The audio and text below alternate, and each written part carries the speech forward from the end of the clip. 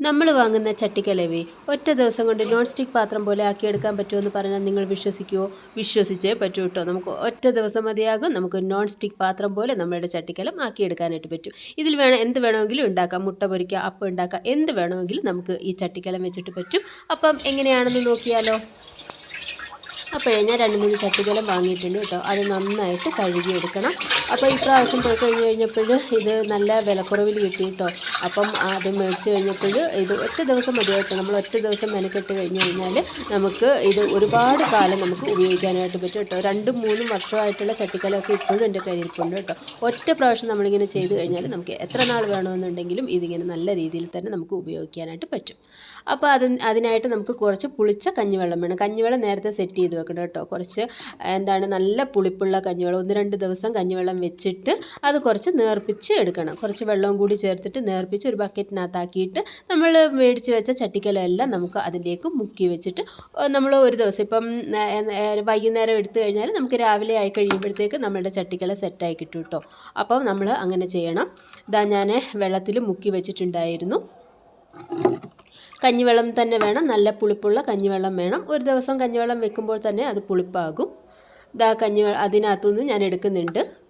കുറച്ച് നേരം വെച്ചാൽ മതിയാവും കേട്ടോ. അപ്പോൾ വൈകുന്നേരം വെച്ച് കഴിഞ്ഞാൽ നമുക്ക് രാവിലെ ആകുമ്പോഴത്തേക്ക് ചട്ടിക്കല സെറ്റ് ചെയ്തെടുക്കാനായിട്ട് പറ്റും. അപ്പോൾ അതിനകത്തുനിന്ന് എടുക്കുന്നുണ്ട്. ഇനി ഇത് നമുക്ക് ഇതെല്ലാം എടുത്തതിന് ശേഷം നമുക്കിത് കുറച്ച് കഞ്ഞിവെള്ളം ഒഴിച്ചിട്ട് നമുക്ക് അടുപ്പിൽ വെച്ചിട്ട് ചൂടാക്കണം. ഇപ്പോൾ അടുപ്പില്ലാന്നുണ്ടെങ്കിൽ ഗ്യാസിൽ വെച്ച് ചൂടാക്കിയാലും മതിയാകും.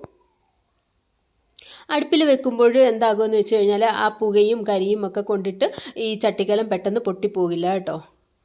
നമ്മൾ ആദ്യമായിട്ട് ചട്ടിക്കലം ചൂടാക്കുമ്പോൾ അത് അടുപ്പിൽ വെച്ച് തന്നെ ചൂടാക്കി കഴിഞ്ഞാൽ വളരെ നന്നായിരിക്കും. അതിനുശേഷം നമ്മൾക്ക് ഇത് നന്നായിട്ട് കഴുകിയെടുക്കണം. കഴുകിയെടുക്കുമ്പോൾ ഗോതമ്പ് പൊടി വെച്ചിട്ട് വേണം കഴുകിയെടുക്കാൻ വേണ്ടിയിട്ട്. ഗോതമ്പ് പൊടിയോ അരിപ്പൊടിയോ വെച്ചിട്ട് വേണം നന്നായിട്ട് കഴുകിയെടുക്കാൻ.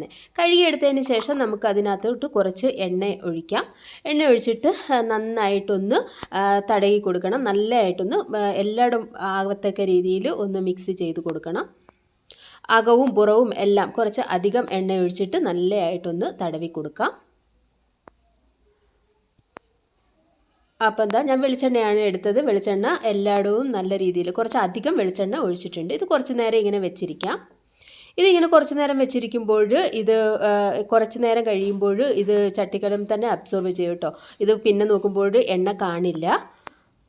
നമ്മളുടെ ചട്ടിക്ക് നല്ല ഒരു മിനുസവും ഒക്കെ വരാൻ വേണ്ടിയിട്ടാണ് ഇങ്ങനെ ചെയ്യുന്നത്. ഇതിപ്പോൾ നമുക്ക് നോൺ സ്റ്റിക്ക് പാത്രം പോലെ ആയി കിട്ടും. കണ്ടില്ല, അതിനൊരു ഗ്ലേസിംഗ് ഒക്കെ വന്നിട്ടുണ്ട്. ഇനിയും അടുപ്പത്ത് വെക്കാം. ഇനി ചൂടാക്കാം. ഇത് ഗ്യാസിന് മേലെ വെച്ച് തന്നെ ചൂടാക്കാം.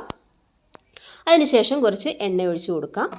എണ്ണ ഒഴിച്ച് കൊടുത്തതിന് ശേഷം നമുക്ക് കുറച്ച് ഉള്ളി ഇട്ടിട്ടൊന്ന് വഴറ്റിയെടുക്കണം. ഉള്ളിയോ കറിവേപ്പിലയോ ഇട്ടിട്ട് നന്നായിട്ടൊന്ന് വഴറ്റി കൊടുക്കണം. അങ്ങ് കരിച്ച് കളയരുത്. സിമ്മിലിട്ട് വേണം ചെയ്യാൻ വേണ്ടിയിട്ട്. നല്ലതായിട്ടൊന്ന് ഒരു ബ്രൗൺ നിറമാകുന്നത് വരെ സിമ്മിലിട്ട് ഒന്ന് ഇളക്കി കൊടുക്കണം.